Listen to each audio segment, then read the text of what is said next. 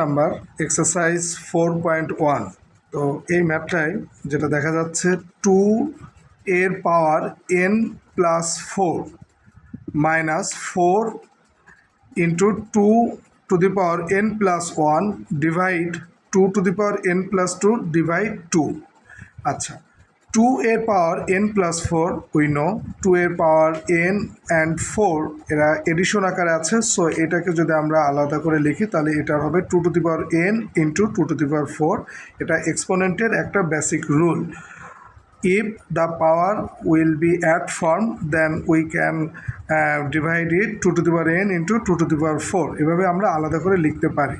Similar ওয়েতে 4 into 2 to the power n into 2 to the power 1।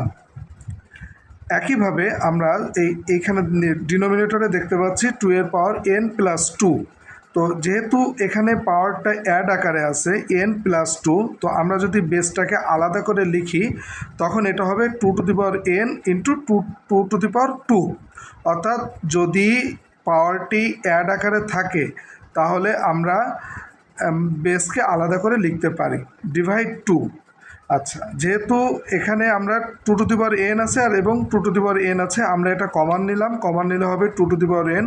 তাহলে বাকি যারা থাকে সেটা হলো 2 টু দি পাওয়ার 4 মানে 16 মাইনাস 4 ইন্টু 2, এটা হবে 8। আর নিচে ডিনোমিনেটর পার্টে আমরা দেখতে পাচ্ছি 2 to the power n into 2 square divide 2।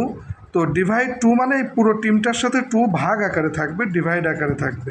তো এই 2 টু দি পাওয়ার n এবং উপরে 2 to the power n, নিউমারেটরের 2 to the power n, ডিনোমিনেটরের 2 to the power n, এটা ডিভিশনে 1 হবে। আর 4 আর 2 ডিভিশন হলে হবে 2। For this reason 16 minus 8 equal to 8 divide 2।